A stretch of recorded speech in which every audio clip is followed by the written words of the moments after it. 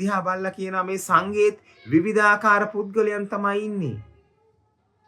අද සමහර විට ආදර අම්මේ තාත්තේ දුවේ පුතේ නංගී මල්ලියේ අපේ ජීවිතේ දිහා බලලා මේ පාවුලතුමා දැක්කා වගේ අපටත් පුළුවන් දකින්නට අප ජීවත් වෙන පවුල තුල අප ජීවත් වෙන මේ පරිසරය තුල විවිධාකාර අයත් සමග තමයි ඔබට මට ජීවත් වෙන්නට සිදු වෙලා තියෙන්නේ.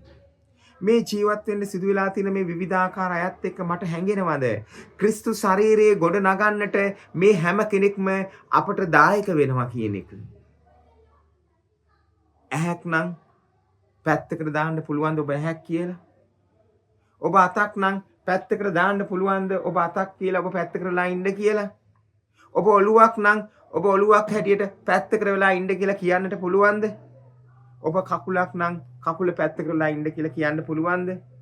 ඒ කාර්යයන් කරගෙන පැත්තකට වෙලා හිටියොත් ඒ අවයවයම පමණයි. කකුලම පමණයි. ඇසම පමණයි. ඔළුවම පමණයි. දිවම පමණයි. එහෙමනම් ආදර අම්මි තාත්තේ ප්‍රේමවන්තියනි. මේ හැම අවයවයක්ම එකමුතු වෙද්දී ඒක රාශි වෙද්දී මෙන්න ශරීරයේ ගොඩ නැගෙනවා. අත ඇවිල්ලා එකතු වෙනවා, කකුල ඇවිල්ලා එකතු වෙනවා, ඇස් දෙක ඇවිල්ලා එකතු වෙනවා, මූණ හැදෙනවා, ඔළුව හැදෙනවා, දිව හැදෙනවා. මෙන්න දැන් ශරීරයේ ගොඩ නැගෙනවා. මේ වගේ තමයි උත්තානෝ ක්‍රිස්තුස් වහන්සේගේ ක්‍රිස්තු ශරීරය. මේ ක්‍රිස්තු ශරීරයේ ගොඩ නගන්නට නම් විවිධාකාර වූ විවිධාකාර වූ ඔබ අපි ඒක රාශි වෙන්නට අවශ්‍යයි. එහෙමනම් අප තුලින් විවිධාකාර කාර්යයන් බලාපොරොත්තු වෙනවා. ඇසෙන් පෙනීම බලාපොරොත්තු වෙනවා. දිවෙන් තව දෙයක් බලාපොරොත්තු වෙනවා. දත් දෙකෙන් තව දෙයක් බලාපොරොත්තු වෙනවා. දත් වලින් ඔළුවෙන් තව දෙයක්, බඩෙන් තව දෙයක්. එහෙමනම් එක එක්කෙනා තුලින් විවිධාකාර හැකියාවන්, විවිධාකාර කාර්යයන් මේ ශරීරයේ අවයව තුලින් බලාපොරොත්තු වෙනවා.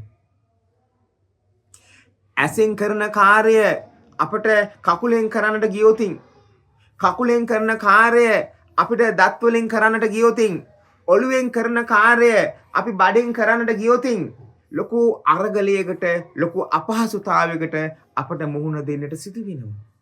මේ උත්තානෝ ක්‍රිස්තු ශරීරයේ ගොඩ නගන්නට නම් මේ අපහසුතාවයෙන් තොරව ශුද්ධාත්මයන් වහන්සේගේ ශුද්ධාත්ම වැගිරීමත් සමග ශුද්ධාත්මයන් වහන්සේට ආරාධනා කරමින් මේ ශරීරයේ ගොඩ නගන්නට නම් ඔබටත් මටත් දායක වෙන්නට සිදු වෙනවා. ඔබේ පවුල දිහා ගොඩක් දුර යන්නට එපා. ඔබේ පවුල දිහා හැරිලා බලන්න. ඔබේ අම්මා දිහා. ඔබේ අම්මගේ දක්ෂතාවය මොකද්ද? අම්මගේ හැකියාව මොකද්ද? ඔබේ තාත්තා දිහා බලන්න. ඔබේ තාත්තා දක්ෂ වඩුවෙක්ද? එහෙම නැත්නම් ඔබේ තාත්තා දීවරයෙක්ද? මුහුදට යනවා, මසුන් අල්ලගෙන එනවා. ඔහු දක්ෂ දීවරයෙක් වෙන්නට පුළුවන්. එහෙම නැත්නම් ඔබේ තාත්තා වෙනත් වෘත්තියක් ගැන හිතන්න. ඒ දක්ෂතාවයේ ඒ වෘත්තියට වෙන්නට පුළුවන්. දුවේ පුතේ ඔබ බලන්න, ඔබ ගණන් පාඩමට හරිම දක්ෂයි.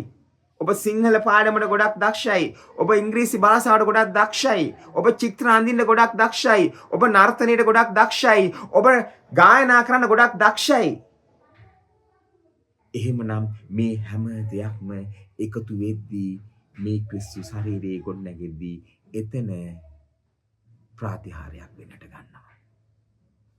අපි සුළු මොහොතක් අපි දැස් වසාගමු.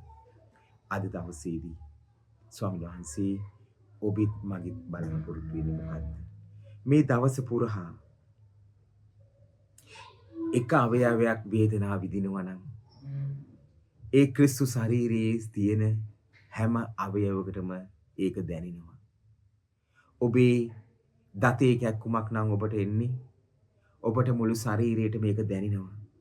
ඔබට හිසේ කැක්කුමක් නම් එන්නේ, මුළු ශරීරයට මේ හිසේ කැක්කුම දැනෙනවා.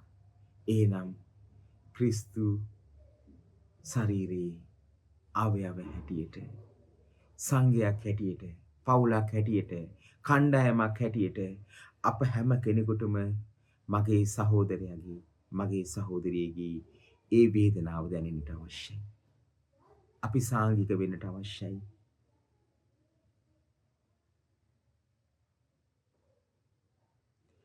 සමහර විට අපට සතුටක් දැනුණොත් ඒ සතුට මුළු ශරීරයේ අවයවයටමයි. දුක දැනුණොත් ඒ සියලු දෙනාටමයි. වේදනාව දැනුණොත් ඒ සියලු දෙනාටමයි. අපි එහෙනම් මේ දවස පුරා අපි මෙනෙහි කරමු. කිතුණු සංඝයේ පිළිබඳ ශුද්ධ පාවුලතුමාගේ අත්දැකීම අසාමාන්‍ය අත්දැකීමක්. කොරින්තියේ සංඝය තුල ભેද රාශියක් එතුමා දකිද්දී එම සංඝයට ක්‍රිස්තු ශරීරයේ ලෙසත් එතුමා අත්දැකියේ උන්වහන්සේ තුල තිබිච්ච ක්‍රිස්තු ශරීරය පිළිබඳව තිබිච්ච උද්‍යෝගය ඒ පිපාසය නිසයි. සැබවින්ම පාවුලතුමා නව ආලෝකයකින් ඒ දැක්ම දුටුවා. අලුත් ආලෝකයකින් අන් අය නොදුටපු දැක්මක්, අන් අය නොදුටපු ආලෝකයකින් ඒ දැක්ම දිහා බැලුවා. අපි ආඥා කරමු. අබ්බා පියාණනි, ජේසුතුමන් ගැන අපි ඔබ වහන්සේට ස්තුති කරනවා. ජේසුතුමන් හමු වීමෙන් පසු ශුද්ධ පාවුලතුමන් තුල ඇති වූ වෙනස දැක අපි පුදුමයටපත් වෙනවා.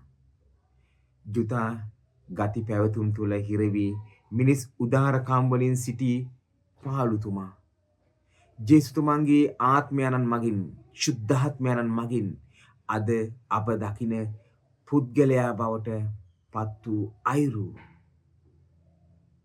සාවුලු ඒ ශුද්ධාත්මයන් වහන්සේගේ අනුභවය තුල පාවුලු බවට පත් වෙලා ශුද්ධ පාවුලතුමාගේ ලිපි කියවද්දී, පාවුලතුමාගේ චරිතයේ දකිද්දී ඒ දකින අයුරු අපි එතුමන්ට බොහෝසේ ණයගැති වෙන්නට ඕන.